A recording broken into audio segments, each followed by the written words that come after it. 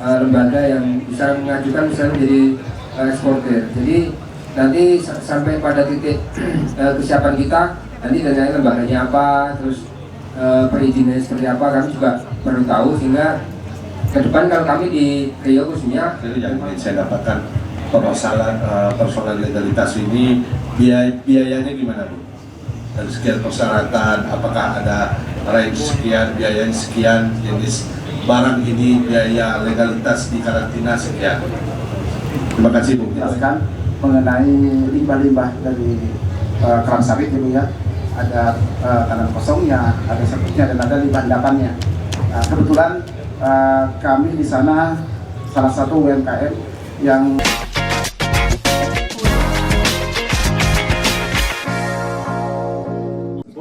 dari adanya OPT atau OPTK. Yang mungkin next.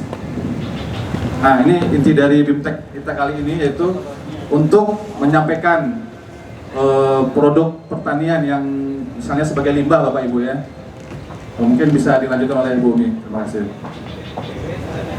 Baik Bapak Ibu, jadi ekspor di Sumatera Utara itu frekuensinya cukup tinggi, baik volumenya juga cukup tinggi. Nah, salah satu ekspor dari Sumatera Utara itu bukan hanya produk pertanian, ada namanya produk samping. Coba next Pak, apa itu produk samping? Nah, ini dia produk samping. Produk samping itu adalah, kalau bahasa kita ya, bahasa masyarakat, sampah dari produksi. Misalnya kayak kita mau memproduksi CPO, minyak, itu kan ada sisa-sisa sampahnya ya, ampas minyaknya itu namanya kalau kita bahasanya palm kernel expeller, PKE. Nah, itu juga bisa diekspor ke luar negeri, khususnya untuk negara-negara, pabrik-pabrik pengolahan CPO yang besar, begitu kan? Nah, di sini kita mau menyampaikan kepada Bapak Ibu, para petani, khususnya petani-petani milenial, bahwasanya hasil-hasil pertanian kita yang biasa-biasa aja juga bisa diekspor. Ya, dengan nilai ekspornya itu, nah cukup fantastis ini, 3,7 M dari kulit ubi jalar. Nah itu lanjut. Sudah. Nah ini ada juga namanya apa ini? Tongkol jagung ya. Jadi jagung itu kan biasanya kita direbus atau dibakar ya. Kan tongkolnya lebih banyak ya, sisanya ya. Mungkin 75%-nya jadi sampah, tongkol jagung. Nah kita kadang bisa menggunung sampahnya itu kan. Sampahnya bisa menggunung, dan itu kita bingung mau dikemanakan gitu. Ternyata sampahnya juga bisa jadi duit. Nah ini duitnya ini selama tahun 2022 4,5 M itu dari Sumatera Utara saja. Nah itu dia tongkolnya ini, yang bentuk tongkol ini dihaluskan menjadi seperti ini. Nah ini dijadikan apa di luar negeri? Itu ada namanya Jepang dan Taiwan yang meminta tongkol jagung, tapi sudah diolah seperti ini. Itu di sana dijadikan media tanam jamur. Kan di Jepang itu kan produksi jamur ya, seperti jamur sintak. Nah itu, ini Bu. Mohon ditambahkan Bu penjelasannya. Terima kasih Bapak Ibu, terima kasih Bu Umi. Nah di sini kan ada contoh-contoh yang sudah kita bawa Bapak Ibu, hasil samping ya. Kalau kita bicara ekspor yang komoditas itu kan sudah biasa, tapi ini kita berbicara tentang komoditas hasil samping, sampah hatinya ya.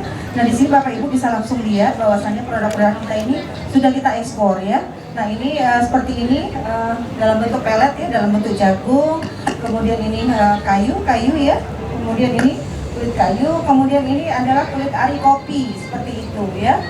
Kemudian ini hasil yang disebut Bu Umi tadi, ada tepung ubi jalar ya, kulitnya yang kita ekspor gitu. Kemudian ada serabut kelapa seperti itu ya. Jadi Bapak Ibu nggak usah khawatir kalau kita nggak punya lahan nggak bisa ekspor seperti itu. Nah hasil sampingnya saja kita bisa ekspor. Jadi kita harus tahu apa yang dibutuhkan negara luar seperti itu. Bagaimana supaya kita tahu apa yang dibutuhkan negara luar? Rajin-rajin membuka media sosial ya. Sehingga apa yang dibutuhkan kita bisa tahu.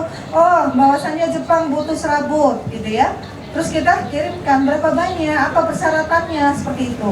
Intinya Bapak Ibu harus tahu apa yang menjadi persyaratan dari negara sana ketika akan ekspor, ya.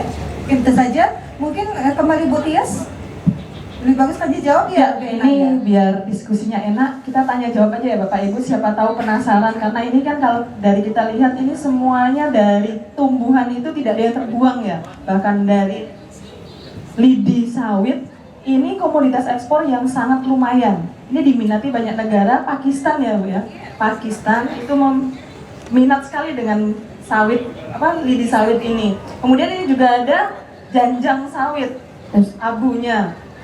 Jadi kita langsung aja ke diskusi. Siapa Bapak yang Ibu ingin bertanya, langsung saja tunjuk tangan. Ini tadi lupa diperkenalkan ya, ini Bu Sarina Rulita Hasibuan. Beliau ini juga APT Muda di Balai Besar Karantina Pertanian Belawan. Sekaligus insarteknya karantina pertanian Belawan. Informasi sarana teknis, jadi persyaratan-persyaratan ada di beliau serta datanya. Baik Mbak Tias, mohon izin waktunya sebentar. Bapak Operator, next Pak, mungkin bisa dilihat gambar-gambarnya sebelum kita ke diskusi. Ini dia seperti kata Bu Sari tadi adalah kulit ari kopi. Kulit ari kopi ini sampah ya, kulit arinya yang tengah bukan kulit luarnya. Nah itu juga nilai ekspornya 1,7 sampai 7 M ke Korea Selatan. Ini juga dijadikan pelet untuk pakan ternak. Ya, kulit ari kopi. Lanjut, next. Ini juga ada kulit kayu. Ini kayunya kayu apa Pak Rangga? Kayunya kayu pinus Pak ya. Kayu pinus. Jadi selain dari kayunya, kulitnya juga bisa kita ekspor. Tapi kita jadikan seperti serbuk kayu terlebih dahulu. Ya, serbuk kayu ukurannya berbeda-beda ya Pak Rangga. Ini untuk media tanam anggrek. Itu dia ada Vietnam dan Taiwan yang mengekspor itu. Ini juga nilainya cukup fantastis dan frekuensinya 36 kali itu selama tahun 2022. Bakar dan setelah jadi abu diekspor. Lanjut. Satu lagi lidi, seperti kata Bu Tias tadi, ini lidi ini frekuensinya sangat tinggi dan ini merupakan ekspor yang sangat sering dilakukan dari ini ya, Sumatera Utara, dari Pelabuhan Belawan. Ya. Tapi memang asalnya bisa banyak juga ya, dari Padang ada ya, dari Padang, Sumatera pada umumnya. Ya, Aceh, dari Pekanbaru. Nah ini merupakan salah satu pembuka peluang kerja selama pandemi pada Covid kemarin. Ibu-ibu tuh semua yang sudah nggak punya kerjaan di rumah, suaminya ambil sawit itu kan biasa dirontokin ya kalau di perkebunan, itu dibawa ke rumah dikerjain jadi lidi. Nah itu memang walaupun nilai jualnya tidak terlalu tinggi karena frekuensinya tinggi, nilai ekspornya juga sampai 60 M karena frekuensinya tinggi ya, 356 kali itu lidinya ya. Mungkin Pak Rangga sampaikan juga persyaratan ekspor itu yang paling utama tidak boleh ada serangga hidup terbawa ke luar negeri dan tidak boleh ada tanah. Makanya kita untuk lidi ini biasanya dipersyaratkan adanya fumigasi bumi ya, fumigasi, adanya perlakuan terhadap media pembawa tersebut. Ya. Jadi mungkin kita bantu jelaskan, fumigasi itu adalah salah satu perlakuan ya yang menggunakan bahan aktifnya metil bromid ataupun fosfin biasa ya Pak Rangga ya, yang tujuannya untuk membunuh serangga. Dia merupakan racun pernapasan. Jadi memang karena negara tujuan mempersyaratkan tidak boleh ada serangga hidup sebelum diberangkatkan ya. Syaratan untuk produk samping itu pada umumnya bersama yang seperti telah disebutkan di atas tadi. Mungkin bisa lanjut aja. Ya, pasar ekspor ini merupakan peluang mungkin bagi Bapak Ibu ya. Lanjut. Ya mungkin segitu saja. Terima kasih. Mungkin kita perbanyak di diskusi. Terima kasih. Kami kembalikan mungkin kepada moderator untuk memimpin diskusi. Perkenalkan Bapak namanya siapa, dari mana? Ya. Terima kasih. Assalamualaikum warahmatullahi wabarakatuh. Waalaikumsalam. Nama saya Pasrial, Pasaman Barat. Itu Pasaman Barat Bu, dari pertanian ya. Ini Bu, sesuai dengan hasil penyampaian Ibu tadi, kami juga ingin terkait berkaitan dengan tongkol jagung. Sementara kami di Pasaman Barat itu dapat hasil jagung terbesar juga Bu, sehingga tongkolnya itu dibuang sia-sia saja. Tentunya kami dengan adanya acara ini kami sangat bersyukur. Kami sudah tahu bahwa tongkol jagung itu bisa dinilai dengan uang dan bisa diekspor. Tentunya kami punya harapan bagaimana solusinya Bu tentang cara mengekspor tongkol jagung tersebut, dan juga bagaimana caranya pengolahannya, apa mesinnya untuk bisa dicairkan. Dimohon diberi penjelasan sehingga kami bisa berusaha dan menambah perekonomian kami di Kabupaten Pasaman Barat. Terima kasih. Wabillahi taufiq wal hidayah. Assalamualaikum warahmatullahi wabarakatuh. Waalaikumsalam warahmatullahi wabarakatuh. Ini langsung dijawab aja ya, nanti biar enak. Langsung pertanyaan langsung dijawab. Silahkan Bu Umi dan Pak Rangga. Baik, saya coba menjawab pertanyaannya. Kalau di Sumatera Utara itu daerah sentral tanaman jagung itu di Tanah Karo pada umumnya Pak, yakin sudah tahu ya, daerah Brastagi ya, dan daerah arah Sidikalang. Nah, jadi tongkol jagung itu didatangkan dari daerah tersebut ke pabrik pengolahannya Pak. Jadi tongkol jagung itu bukan hanya tongkolnya yang dikirim, tetapi diolah terlebih dahulu sesuai dengan permintaan dari negara tujuan, yaitu Jepang. Jadi Jepang itu meminta kadar airnya harus di bawah sekian persen gitu Pak. Jadi itu terlebih dahulu diolah di pabrik, setelah memenuhi persyaratan dari negara Jepang baru bisa diekspor. Mungkin daerah Pasaman belum ada pabriknya Pak ya. Di Sumatera Utara pun baru hanya satu perusahaan mungkin yang mengekspor komoditas atau tongkol jagung tersebut. Tapi diolah terlebih dahulu Pak. Ya, Tidak bisa langsung tongkol jagung yang di... Alamatnya di Namurambe Pak. Nanti kita bisa share. Namurambe itu Kabupaten Deli Serdang Pak.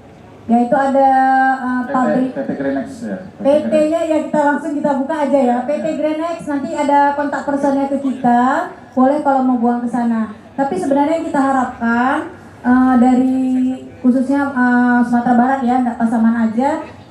Alangkah baiknya kalau nanti ada kelompok tani ataupun UMKM ya nanti, karena ini pengolahannya nggak pakai campuran apa-apa, cuma dihancurkan saja. Mungkin seperti kata Pak Rangga, tingkat kekeringannya saja yang menjadi persyaratan kita, karena itu kan mencegah timbulnya cendawan dan juga serangga tadi kan.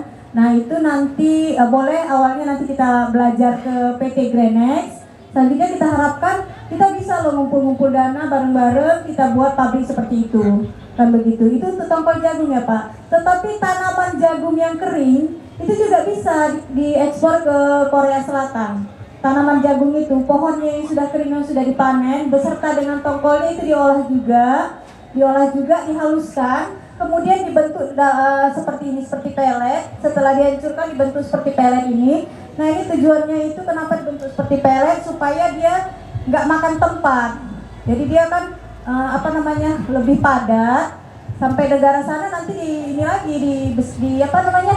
ditaruh air itu nanti bisa mekar lagi. Nah kenapa dibuat menjadi padat gini, supaya di dalam kontainer itu banyak lebih masuknya kan lebih banyak. Jadi ini untuk mengurangi biaya transport ini ke Korea Selatan.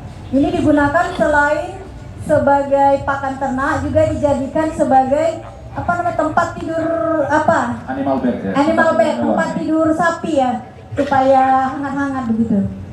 Ya, ini itu saja persyaratannya. Persyaratan ini kebetulan kita di karantina pertanian tidak hanya analis perkarantinaan tumbuhan, itu yang untuk bagian tumbuh-tumbuhan, tetapi ada dokter hewan. Di sini MC kita dokter hewan, dan persyaratannya itu iya, persyaratannya tadi kan bebas dari bebas dari ya sama seperti kita sampaikan, bebas dari serangga hidup dan tingkat kekeringannya juga ya Pak ya. Tetapi ada persyaratan khusus. Kalau untuk pakan ternak dia harus bebas dari apa Pak Tias ya? Sampaikan. Karena ini wajib ada dikeluarkan persyaratan khusus untuk pakan ternak. Jadi sebenarnya selain tongkol ini digunakan sebagai bed yang apa tadi, juga digunakan sebagai pakan sapi ya, biasanya di sapi FH. Nah kenapa dia di pelet ini kan memang diberikan, misalnya dia lebih kering, langsung dimakan oleh sapi, misalnya dalam kondisi paceklik ya, itu kan lebih gampang digunakan, penyimpanannya juga lebih efisien. Jadi kalau untuk persyaratannya dari negara, kita bergantung dari negara tujuannya Pak, jadi dari buyersnya sana. Jadi kalau untuk kami biasanya dia mempersyaratkan bebas dari sapi gila. Meskipun Indonesia itu adalah negara yang bebas dari penyakit sapi gila, tapi untuk negara tujuan karena dia digunakan sebagai pakan sapi tetap diminta dari deklarasi dari kita. Jadi selama ini tidak ada kendala terkait ekspor dari komoditas-komoditas pertanian yang digunakan sebagai pakan hewan ternak. Ya. Ya. namanya kan kita mau ekspor. Iya. Kemana kita ekspor? Tujuannya itu perusahaan, apakah misalnya perusahaan itu kita dari Pasaman Barat misalkan, tentu harus kita lakukan kerjasama dengan mereka. Dengan siapa kita kerjasama? Kalau kita ekspor ke Jepang, siapa yang mau menerima Jepang kan gitu? Apakah kita misalkan dari Pasaman Barat misalkan kumpulkan, kemudian kita kirim ke PT yang tadi di Deli Serdang, dia yang kerjasama dengan pihak luar, negara luar, atau bagaimana? Atau bisa kita ekspor sendiri? Seperti misalkan ada banyak juga komoditi kita misalkan yang di Pasaman Barat kita ekspor, kan jelas itu negara tujuan ada, yang pengusaha di sana yang akan menerima, yang kerjasama dengan kita pun ada gitu. Jadi kalau misalkan kita lakukan, kita adakan pabrik mini misalkan untuk penghancuran tongkol jagung tadi, setelah kita hancurkan mau kirim ke negara Jepang, kepada siapa kita kirim? Kalau ada, mohon petunjuknya. Kalau ada misalkan perusahaan di sana, bisa kita dihubungkan untuk kerjasama dengan kita di Pasaman Barat, kan lebih jelas gitu. Ya. Baik, mungkin tadi kita sudah sampaikan dari Ini potensinya luar biasa dari Pekanbaru loh, bisa dikelola lebih. Oke, selanjutnya masih mau ditambahkan direspon dari Bapak ya Pekanbaru. Yang mungkin tadi loh, kan beliau ini sudah perusahaan, sudah menjual, cuman pengennya ekspor ya Pak ya? Ya mungkin Bu Tias ya, kita memang baru tahu ini ya, informasi juga ya, jadi berbagi sharing ya, berbagi ilmu. Jadi nggak kami aja yang berbagi, dari Bapak juga kita dapat. Nah kalau untuk yang briket jagung tadi kita belum ada ekspor. Mudah-mudahan nanti Bapak rajin searching, kita dapat bayar di luar negeri untuk itu ya. Tapi kalau briket tempurung sudah banyak dari ini ya Bu Saria, dari Sumatera Utara sudah banyak minta itu. Cuma kemarin mungkin kendalanya di ini ya Pak, di pengirimannya, karena itu bisa bisa terbakar ya di jalan. Jadi untuk pengiriman briket tempurung ada persyaratan khusus dari pelayaran, mungkin itu. Tapi nanti rajin searching, kita siapa tahu nanti briket jagung juga bisa tembus ekspor ya. Ya Pak, ini sangat memotivasi. Lanjut ya Bu. Yes, ya. Masih ada lagi? Ada eksportir baru ya, kita yang mengekspor sendiri. Nah untuk ini kita mohon kepada, untuk persyaratan ekspor, mungkin kita minta ke Bu Sari ya. Bu, gimana caranya supaya kita bisa jadi eksportir gitu? Karena kan harus ada pembeli. Persyaratan ekspor itu yang pertama adalah ada pembeli. Kalau nggak ada pembeli, gimana kita mau ekspor? Nah, mungkin Bu Sari selaku Insartek bisa menyampaikan trik-trik gimana. Nah tentunya harus Bapak Ibu ekspor melalui pelabuhan-pelabuhan internasional seperti itu. Nah kebetulan kita kan di Belawan, mungkin Bapak Ibu akan membawanya ke sana. Kalau cerita ekspor, sebaiknya Bapak Ibu jadi eksportir sendiri. Jangan mencari eksportir misalnya under name seperti itu, jangan. Kami berharap Bapak Ibu bisa mengekspor sendiri produk jagungnya seperti itu. Ya, bagaimana caranya? Nah, kita kan punya marketplace ya, sosial media.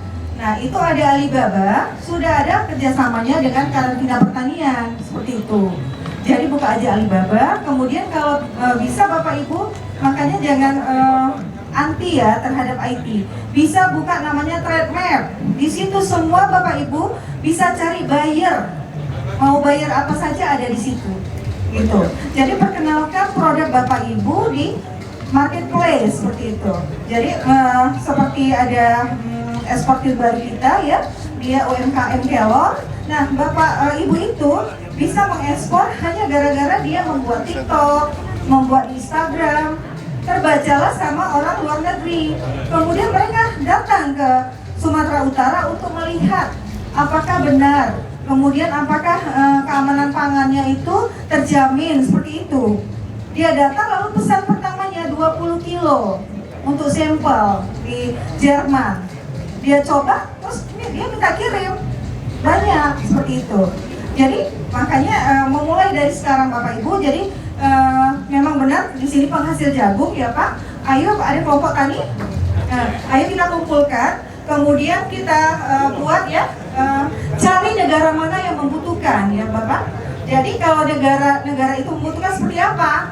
Ya, misalnya ada dalam bentuk pelet, buat dalam bentuk pelet. Atau dia hanya membutuhkan serpihan saja seperti itu. Ya, kemudian patuhi apa persyaratan yang diminta dari negara tujuan sana. Jadi ada dua komunikasi seperti itu. Ya, sudah bisa ya Pak ya? Pak Amir? Kalau ada misalkan dari dinas dari Kementerian Pertanian yang sudah ada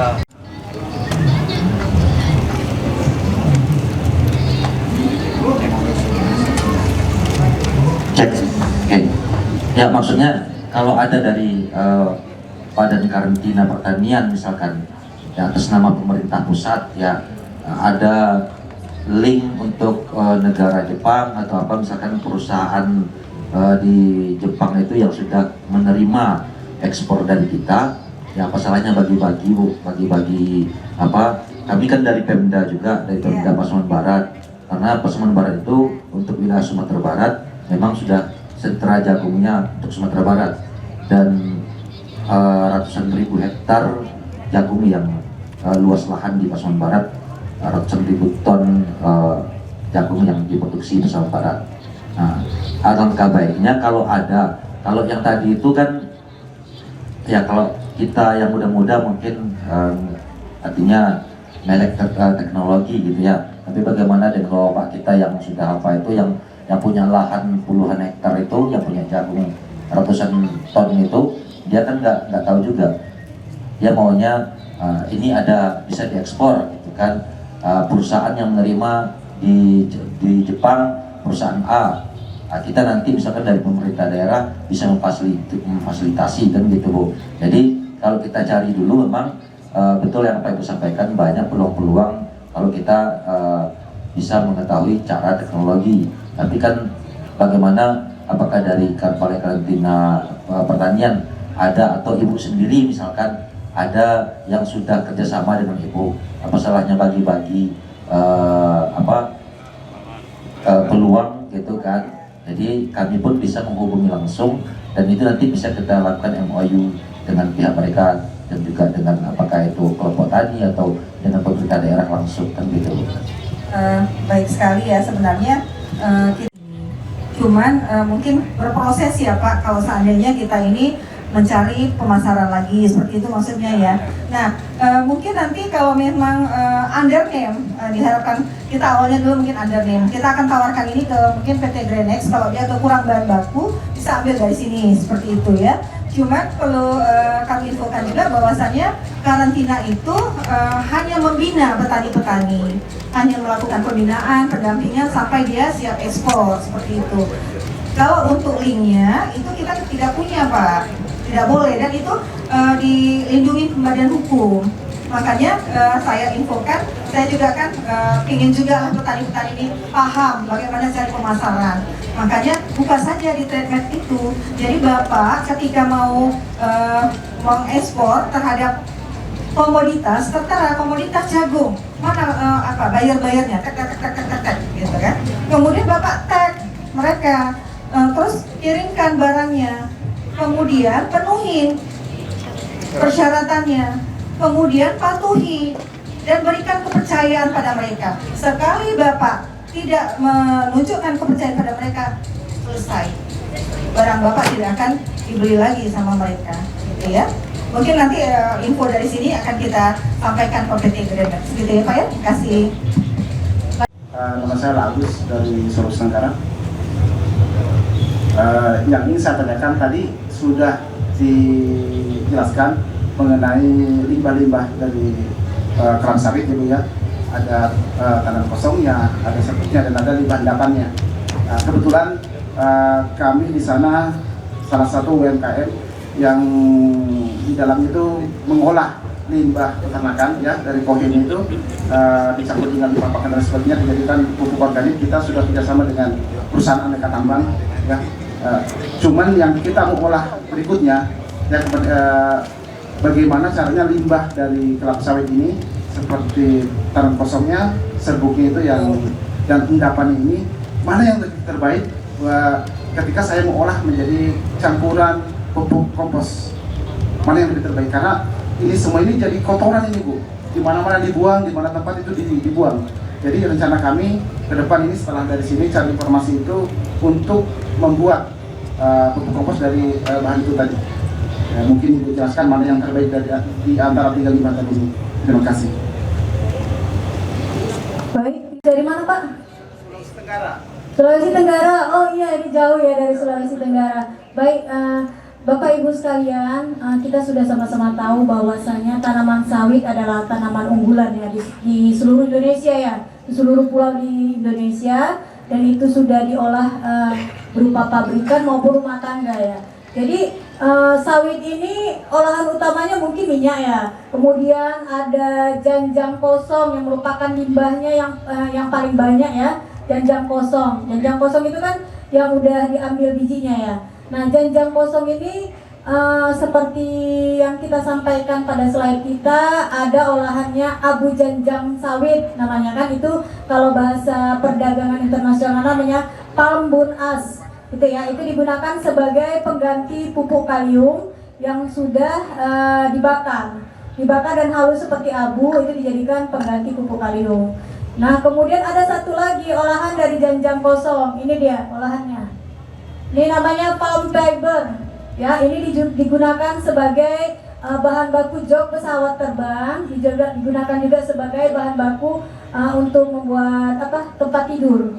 Nah, ini dijadikan itu diekspor ke mana Pak Rangga? Korea Selatan dan Cina. Korea Selatan dan Cina. Nah, itulah dia produk olahan yang frekuensi ekspornya lumayan besar dari belawan. Nah, kalau pertanyaannya mana yang lebih bagus untuk dijadikan kompos? Nah, kalau kompos itu kan ada zat-zat tambahan ya. Nah, dan kebetulan untuk kompos kita belum ada ekspor Pak. Jadi kompos mungkin kalau pernah pun diolah jadi yang kosong ini jadi kompos, mungkin kan ada tambahan apanya ya, zat kimia yang menguraikannya kan. Nah, itu kan masih dipakai dalam negeri ya. Kita belum ada ekspor ke luar negeri. Kalaupun seandainya ada ekspor ke luar negeri, nanti ada di sini yang mampu mencari buyer di luar negeri, misalnya Malaysia aja lah yang dekat kan. Nah, itu pasti negara tujuan mempersyaratkan, karena itu kan ada mikroorganismenya kan. Pasti mempersyaratkan persyaratan-persyaratannya dan kita harus ikuti itu Pak. Jadi ini juga menjawab ke Bapak yang tadi Pak JJ ya Pak ya. Pak siapa Pak? Nah, kita nggak boleh seperti kata Bu Sari, kita nggak boleh bilang petani itu kan sudah tua-tua. Enggak, sekarang petani adalah petani modern, petani milenial ya. Semua harus pegang HP, semua bisa kita lihat dari HP. Nah, untuk pembeli atau buyer di luar negeri, kita bisa gunakan seperti kata Bu Sari, banyak media-media memfasilitasi itu. Jadi kalau kita sebagai pemerintah kita tidak bisa akan jual kemari, itu enggak tupoksi kita. Mungkin perdagangan pun, Departemen Perdagangan tidak bisa memberikan ini jual, itu karena bisnis ya. Bisnis itu kan dia ada melindungi apa ya pembeli, karena ini kan jadi saingan bisnis nanti kan. Kita juga di kantor tidak boleh memberikan informasi negara mana saja menerima gitu, perusahaan mana saja menerima, kita tidak boleh. Jadi masing-masing kita cari sendiri gitu. Kalaupun seandainya banyak sekarang aplikasi ataupun kelompok-kelompok yang mengelola itu kan ekspor keluar, mungkin bisa bergabung. Nanti bisa dilihatlah di searching di internet ya. Ya, jadi seperti kata Bapak tadi, kalau mau memfasilitasi petani-petani tua ya harus kita yang mencari itu kan gitu. Jadi kita sebagai Tabu Sari harus mulai teknologi, mau nggak mau harus ikuti zaman, kalau nggak ketinggalan kan gitu. Ya, baik, mungkin Pak Rangga mau nambahkan? Tapi kemarin ada pengusaha lada dari Bangka Belitung, beliau sudah men-share link-linknya Pak, mungkin dari itu bisa dipandu. Jadi nanti kalau mau ada link-linknya itu bisa minta sama kita, silakan sebutkan nama Bapak dan Ibu, nanti kita kasih alamat link-linknya. Seperti untuk promosinya itu ada www.alibaba.com, ada Tradepos, ada Top 10 Wholesale, banyak Pak ya, ada alamat linknya semua. Jadi dari situ kita bisa dipandu. Apa itu persyaratan dari negara Jepang, dari negara Cina, speknya seperti apa, di situ ada linknya semua Pak. Nanti bisa kita bantu. Kalau Bapak berkenan untuk memintanya, nanti bisa langsung WA kami berdua, nanti kita share linknya Pak. Ya, terima kasih. Itu mungkin panduan yang pertama mungkin ya. Kalau langsung kita sebutkan ini pengusahanya ke sini, alamatnya kita tidak boleh Pak. Itu melanggar kode etik dari kita. Terima kasih Bu. Ya. Oke, berarti dari pertanyaan Bapak tadi kemungkinan ya setelah yang produk olahan sawit tadi, janjang kosong bisa jadi target berikutnya untuk kompos karena dia pengganti pupuk kalium ya Pak ya. Jadi itu bisa nanti jadi next project Bapak untuk pengolahan limbah sawit selanjutnya. Kemudian terkait yang tadi dukungannya, sebenarnya pemerintah itu punya tugas untuk akselerasi ya. Jadi di sini kan juga ada perwakilan dari Badan Karantina Pertanian. Untuk Sumatera Barat itu ada di Balai Karantina Kelas 1 Padang. Jadi kalaupun misalnya nanti membutuhkan informasi yang cepat dan darurat, bisa langsung menghubungi ke BKP Kelas 1 Padang karena mereka satu link dengan kami. Jadi semua persyaratan dan apapun sama nanti ya dari pusat. Oke. Mbak Tias, kita minta Bapak ke depan Pak. Pak, boleh Pak, dia perkenalan yang Padang. Bentar. Ini masih banyak yang mau bertanya. Iya, nggak apa-apa, mungkin nanti ke Bapak ini. Nanti setelah itu nggak apa-apa. Ya. Jadi ini sudah ada yang mau nunjuk-nunjuk dari tadi. Baik, terima kasih atas waktu yang diberikan kepada saya. Perkenalkan, kami yang mewakili dari KPNA Kota Pematang Siantar, Sumatera Utara. Masih wilayah Bapak ya, Bu? Wilayah Bu. Terima kasih. Kebetulan Ibu Sari Narulita ini kawan seperjuangan sewaktu masih kuliah. Dan saya tertarik sekali dengan apa yang dipaparkan, meskipun kami tadi agak terlambat ya Bu, karena jauh dari tempat titik lokasi gitu. Jadi di wilayah saya itu luas jagung itu lebih dari 100 hektar. Kalau di Pematang Siantar ada 2 matan yang menghasilkan jagung cukup luas, Siantar Martoba dan Siantar Sitalasari. Jadi kalau tadi berbicara masalah tongkol jagung, mohon maaf ini kayaknya sepertinya petani masih awam untuk mengolahnya untuk dijadikan sumber pendapatan bagi mereka. Padahal ini sangat menjanjikan ya Bu, ya Pak. Jadi ini hanya usul. Kebetulan teman saya ada di sini, boleh ya. Jadi minta tolonglah Pak, adakanlah pelatihan untuk petani kami atau penyuluh kami. Sayang Pak, tongkol jagung itu hanya dibakar begitu aja. Sayang kan, sementara tensinya cukup baik. Kebetulan Siantar Medan nggak jauh ya Pak Bu. Jadi mohon izin, mohon dibantu kalau ada pelatihan tentang pengolahan misalnya kulit ubi kayu. Cukup potensi juga di Siantar. Kol jagung, mohon diperhatikan. Itu aja Bapak Ibu, terima kasih. Terima kasih pertanyaan ya Bu ya. Ini kayaknya selaras dengan program gratis yang ada di Badan Karantina Pertanian untuk peningkatan eksportir, negara tujuan, terus perluasan komoditas. Di sana kan juga ada BIMTEK ya Kak Umi ya. Bisa dijelaskan program-program BIMTEK kita ya. Terima kasih Ibu. Ini kawan satu kampung ya Bu. Selain satu kampung, satu kampus ya. Ya, jadi baik Ibu katanya berada di Siantar Martoba, cocok sekali ini Pak Rangga. Karena pabrik pengolahan jagung ini berada di Siantar Martoba Bu. Mungkin Ibu nggak tahu ya. Namanya adalah PT Sumatera Harapan Niaga. Nah memang dia adalah awalnya ini sudah 3 turunan ya. 3 turunan yang ngelola ini itu adalah pabrik jagung halus dan jagung brondolan untuk pakan ayamnya. Nah itu. Selama ini kan dia cuma produksinya buat itu, dan tongkol jagungnya dia bingung jual. Bukan cuma tongkol jagung dan tanaman jagung keringnya. Karena dia punya lahan sendiri juga di daerah Samosir untuk menanam ini, dan tidak dapat digunakan pohon jagung itu kan, cuma dijadikan desa untuk pupuk-pupuk begitu kan, untuk biarin gitu. Nah sekarang perusahaan itu sudah 2 tahun terakhir ya. 2 tahun terakhir itu mengekspor ke Korea Selatan dalam bentuk pelet. Nah itu dari mulai tanamannya yang kering dan tongkolnya dijadikan satu jadi pelet gini Bu. Jadi nanti kalau yang untuk di Siantar Martoba bisa langsung aja ke PT Sumatera Harapan Niaga. Hah? Kasar iya, nanti kita sambungkan kan Bu. Kita sambungkan untuk kalau cocok harga kan bisa jual ke sana gitu kan, daripada jadi sampah cocok harga, cuma nanti pengelolaannya ya gitu ya. Boleh nanti kita bimbingan teknis kemana, ke sentra produksi jagung kita bimbingan teknis, karena memang ini tuh apa Bu penggunaan jagungnya biasa Bu? Dijual, maksudnya untuk dijual udah digrondolin gitu Bu, pakan ternak Bu, pakan ternak ayam. Nah tongkolnya itu kan biasa dijemur dulu ya Bu ya. Kalau dijemur dulu kan berarti sudah kering. Nah karena yang dicegah itu kan adanya serangga hidup dan cendawan. Itu aja ya Pak Rangga ya. Nah ada tambahan Bu, kebetulan dekat rumah saya itu ada agen penampung jagung. Jadi dia usul mengambil jagung. Jadi pangkol jagung itu cukup banyak dan dia hanya membakarnya saja. Nah sayang kayak kamu. Iya, boleh nanti kita sambungkan ke ini, ke eksportirnya. Nanti kalau untungnya bagi dua kita yang besar ya. Ya terima kasih Bu. Ya. Lanjut. Biptek Manggis Bu ya, di daerah Tanah Karo ya, di Pancur Di Sibolangit, maaf. Kemudian pernah juga ke Samosir ya. Samosir untuk kopi. Kopi ya. Jadi bisa saja nanti bisa dikumpulkan petani-petani di daerah Siantar, nanti kita sampaikan ke perusahaan yang membelinya, lalu kita laksanakan biptek di situ. Ya, itu bisa saja dilakukan. Terima kasih Bu. Ya. Oke, selanjutnya masih ada lagi Bapak. Assalamualaikum warahmatullahi wabarakatuh. Kalau saya Adi Karno dari Ibu Riau.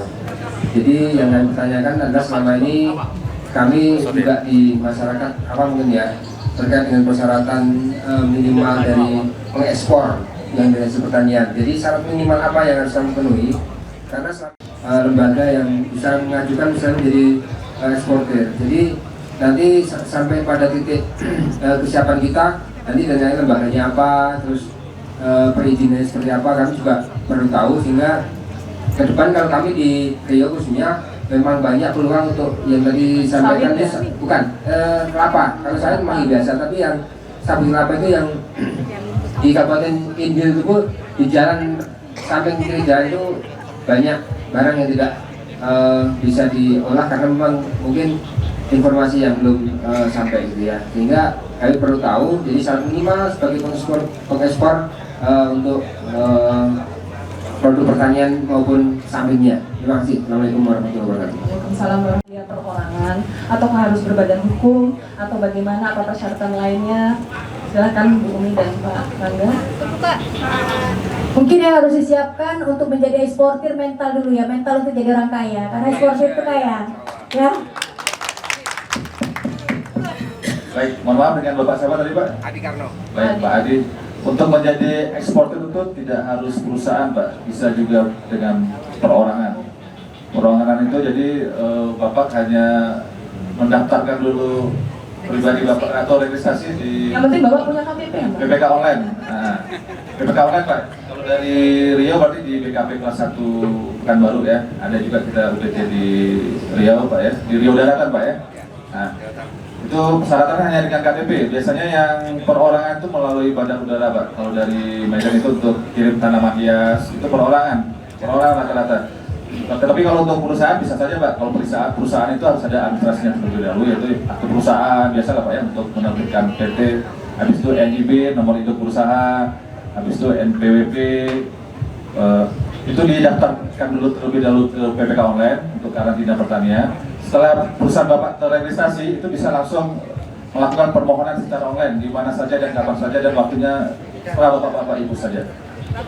Jika kalau pribadi, kalau perorangan, jadinya kan saat ini mungkin Bapak ini kan belum punya perusahaan ya Pak ya, sendiri. Jadi saya ini adalah misalnya Bapak ini punya kebun kelapa ya, kebun kelapa dengan jumlah limbah yang bisa dijadikan komoditas ekspor itu melimpah dan punya potensi. Apakah saya sebagai seorang individu hanya punya KTP dengan NPWP itu bisakah melakukan kegiatan ekspor saat memang kami sudah menemukan buyersnya dan negara tujuannya? Nah, apa aja syarat-syaratnya bisa dipenuhi? Tadi sudah disampaikan kalau untuk perorangan biasanya partai kecil Bu ya. Itu biasa melalui bandar udara atau melalui bandar udara ya. Tapi kalau melalui pelabuhan biasanya partai besar Bu. Nah jadi ini mungkin gini Pak, mungkin semacam pakai koperasi ya Pak ya. Koperasi atau kelompok ya, kelompok tani kan pasti ada yang dasar hukumnya, ya, ada dasar CV-nya. hukumnya. Ya. Jadi kan berarti gini Pak Rangga, kalau misalnya mau partai besar, individu itu tidak bisa. Jadi dia harus berbadan hukum. Jadi melalui makanya kan kalau barang seperti itu ya nggak mungkin hanya satu. Iya, karena pasti ton ya mainnya ya ton. Sehingga kemudahan kami mengurus administrasi di karantina itu yang sebenarnya kami pertanyakan gitu, kemudahan itu apa dijamin kemudahannya untuk bisa. Kalau untuk kemudahan dijamin Pak. Jadi ini disebutkan bahwa dibedakan kalau Bapak untuk partai besar memang harus berbadan hukum. Jadi meskipun bukan perusahaan, mungkin dari kelompok tani itu kan terdaftar ya Pak ya, resmi kan. Terdaftar di Jadi kelompok tani Bapak ini bisa didaftarkan sebagai pengguna jasa ekspor melalui PPK online dengan persyaratan sesuai dengan negara tujuan yang. Nah, satu lagi mungkin untuk persyaratan itu jadi misalnya diuji di balai karantina itu tergantung permintaan yang dibayarnya gitu ya, permintaannya syarat minimalnya.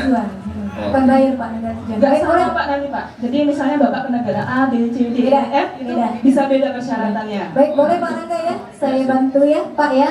Jadi saya bilang nggak punya pembeli kita nggak bisa ekspor. Bapak udah punya pembeli, Bapak punya barang. Kalau melalui Belawan itu Pak, dia partai besar, minimal kontainer itu 12 ton ya Pak ya. 12 ton. Nah, memang boleh perorangan karena persyaratan untuk mendaftar sebagai PPK online hanya KTP dan NPWP, gitu ya. Ya Bu Sari kan di Sartek ini. Tetapi memang dari Belawan belum ada cashnya, pakai pribadi belum pernah. Karena kalau Bapak sudah punya 12 ton, pasti Bapak punya perusahaan. Minimal koperasi, banyak koperasi kok. Koperasi, CP atau PT, kelompok tani. Ya, boleh Bapak kelompok perorangan. Tapi Bapak kalau sudah punya banyak gitu, pasti Bapak punya perusahaan. Pasti Bapak menyiapkan mental untuk jadi orang kaya nih kan, ya kan? Nah, itu dia. Jadi boleh, dan persyaratannya itu nggak susah Pak. Bapak buka aja di web. Makanya kita bilang harus melek teknologi ya. PPK online karantina pertanian. Nah itu di situ nanti ada Bapak terregistrasi dengan persyaratan itu tadi, KTP, NPWP, itu Bapak registrasi dulu baru bisa masuk ke aplikasi itu. Nah untuk informasi lebih lanjut nanti Bapak boleh menghubungi karantina setempat di Pekanbaru. Kalau mau menghubungi kita juga boleh Pak. Nanti catat nomor telepon kita, dan kita punya namanya klinik ekspor, pojok ekspor yang memfasilitasi informasi terkait persyaratan ekspor dan bagaimana cara mengekspor. Boleh by phone, boleh nanti kita share Pak. Ya baik Pak ya, terima kasih. Ya selanjutnya Bapak. Perkenalkan, nama saya Mulil dari Kota Padang, pemerintah Kota Padang. Informasi terakhir yang ingin saya dapatkan, persoalan legalitas ini biayanya gimana Bu? Dari sekian persyaratan, apakah ada range sekian, biayanya sekian, jenis barang ini, biaya legalitas di karantina sekian. Terima kasih Bu, itu aja Bu. Ya langsung aja, ini berarti terkait jasa ini, jasa layanan sertifikasi ya. Ya, penerimaan negara bukan pajak itu yang kita pungut. Nah ini jatahnya Bu Sari nih jawab ini, kalau penerimaan negara bukan pajak. Kalau cerita gue berian saya. Iya. Terima kasih ya Bapak Ibu, itu yang paling penting ketika kita akan mengekspor. Karena pemikiran ketika kita akan ekspor biayanya besar seperti itu ya Pak ya. Ini udah di pikiran kita dari mana biayanya seperti itu. Untuk biaya karantina itu Pak sangat murah. Nah, Bapak bisa buka namanya Permentan 35 tahun 2016. Di situ ada namanya penerimaan pajak negara, bukan pajak namanya ya, penerimaan negara bukan pajak, PNBP. Nah, kalau Bapak misalnya contoh kecil saja, ketika Bapak mau ekspor kopi, ya, ekspor kopi, itu per kilonya hanya Rp5. Hanya Rp5, ya. Tapi Bapak akan dibebani oleh uji laboratorium. Mahal nggak Bu? Nah, pertanyaannya kalau lab itu mahal nggak ya? Seperti itu kan? Karena udah cerita-cerita lab, pemikirannya pasti, waduh jutaan. Tidak Pak, hanya 10.000 Bapak bayar uji labnya. Satu pot Bapak mau kirim, itulah biayanya 10.000. Kemudian nanti Bapak mau periksa ke lapangan, jangan dikira mahal Pak, tidak. Bapak hanya bayar 10.000. Itu. Mau kirim 12 ton, 36 ton, itu tetap segitu. Tapi yang pengkalinya adalah jumlah tonasenya yang kilogramnya, 1 kilogramnya Rp5 seperti itu. Nah ini kan berbeda-beda nih tiap komoditas ya Pak ya. Ketika Bapak ngirim terhadap buah segar atau cairan ya, cairan itu biasanya lebih tinggi. Contohnya minyak sawit ya, mungkin karena dia perusahaan, kemudian juga harganya mahal, tentunya akan dibebankan pada negara ini menjadi lebih mahal seperti itu. Sekarang Bapak Ibu bisa buka Permentan 35 tahun 2016, lihat bisa hitung sendiri. Ketika Bapak mau ekspor kopi, jumlahnya 19 ton misalnya ya, kali-kalikan sendiri, segitu Bapak bayar ke karantina. Cara bayarnya Bu? Nah, cara bayarnya Bapak nggak perlu di belakang bayar sama Bu Umi, ini Bu Umi, enggak, sekarang sudah online. Bapak bisa tinggal ke ETC saja, atau ke ATM saja, atau mobil banking, ya kan? Ketik, terbayar ke karantina, nggak perlu kita jumpa lagi, ya? Seperti itu sudah gampang. Jadi kalau kita bicara ekspor nggak ada lagi yang susah Bu, nggak ada lagi yang susah Pak. Semua via online, nggak usah ketemu dengan orang karantinanya, barang Ibu siap diekspor. Gitu saja ya. Nah, lanjutin Bu Tias. Ya, jadi kalau untuk ekspor ini memang akselerasi ya Bapak Ibu. Beda dengan impor itu pasti banyak hambatannya. Kemudian dari tarif sendiri nanti jika dilihat di peraturannya itu akan ada gap yang tinggi antara biaya tarif masuk serta ekspor. Jadi memang kalau untuk impor itu dikenakan tarif yang memang sangat lebih besar dibandingkan saat Bapak dan Ibu akan melakukan eksportasi komoditas pertanian. Nah kemudian untuk yang informasi lebih lanjut antara kita sama pemerintah ya Pak ya, Bapak nanti buka aja di peraturan pemerintahnya terkait tarif PNBP. Sudah ada tarif yang terbaru untuk kami di Kementerian Pertanian, itu nomor 29 tahun 2023. Nanti di sana ya, di sana Bapak dan Ibu bisa melihat tarif-tarif yang akan dibebankan. Jadi semuanya akan serba terbuka kok Pak. Jadi nanti di sana juga bisa dikonsultasikan, misalnya akan ada sedikit yang mungkin agak membingungkan. Jadi kalaupun sesuai yang disampaikan oleh Bu Mi dan Pak Langga, kalaupun tidak menghubungi kebelauan, di sini juga ada Balai Karantina Pertanian kelas 1 Pekanbaru. Jadi di sini juga sebagai pelabuhan ekspor juga Pak, pelabuhan ekspor juga. Oke. Oke, selanjutnya, oh ya masih ada Bapak yang paling uang, ternyata ada cuannya. Oke, Assalamualaikum warahmatullahi wabarakatuh. Kenalkan nama saya Setiadi Rahmat dari KTNA Pekanbaru. Kami hanya motivasi soal tongkol jagung Bu, sama tepung gaplek. Kalau tepung gaplek kami punya Bapak Mardi, dia punya pabriknya. Ekspor Pak? Udah ekspor belum Pak? Belum Pak. Wah ini harus ekspor ini. Karena kami teman-teman Pekanbaru ini. masih sekitar Pekanbaru karena untuk mencari tepung gapleknya itu agak susah bahannya gitu. Jadi mungkin kalau ada kawan-kawan yang mau gitu kan, misalkan hubungi BPP Kulit Pekanbaru atau langsung mau Bapak Mari pun bisa gitu. Yang kedua soal jagung tongkol Bu. Kalau kami sudah belajar masih keluargaan sih Bu. Mutiara hitam kami sebut Bu, atau batu bara. Kami bakar itu jagung, tongkol jagung. Nanti kami kasih tepung. Kami jual masih jual ke restoran 28.000 sampai 48.000. Bahan bakar Pak ya? Jadi apa Bu? Untuk bakar sate gitu Bu? Iya, jadi arang. Arang. Mulai dari 28.000 sampai 48.000. Kalau arang tongkol jagung 28. Kalau tempurung itu 48. Karena baunya harum gitu Bu. Tempurungnya lebih harum. Tempurung. Tempurung lebih harum. Lebih harum Bu. Kalau itu Bu, serbu itu kami udah kerjasama sama masih skala kecil untuk buat kursi Bu. Mau kursi sama apa namanya Bu? Esek velcro. Esek gitu.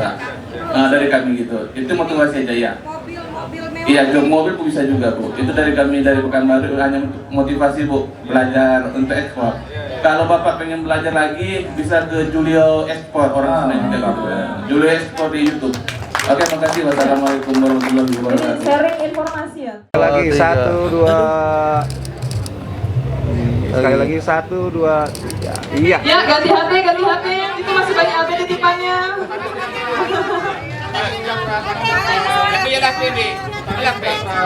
Satu, dua, tiga lagi. Satu, Ayo, dua, perhatikan tiga. sini. Nggak usah ini. Ya, silakan apa yang mau dititipkan. Tunggu dulu Pak, tunggu. Nah ini masih banyak titipan. Oke, udah. Ya, wah luar biasa ini ya. Oke. Satu foto 5.000 ini. Nanti terkunci Pak. Diskon sudah ini. Oke. Ya. 1, 2. Semuanya Pak. Oke. Oh iya. Oke, keep smile. 1, 2, 3. 1, 2, 3. Oke, ganti HP. Ganti HP ya. Masih banyak ini, masih banyak. Ini ya Pak. Oke. 1, 2, 3. Awas perutnya. 1, 2, 3. Biar senyum. Satu kali ayo ganti HP masih ada. Masih ada. Satu lagi ya. Satu lagi. Oke, 1. Jangan bergerak. Senyum. Keep smile. Ya, sekalian videonya. Jaga perutnya. Oke. Ya, pertanian maju, mandiri, modern. Oke. Ya, sudah terima kasih Bapak dan Ibu. Bang, ini geser Bang. Ya. Untuk link sertifikat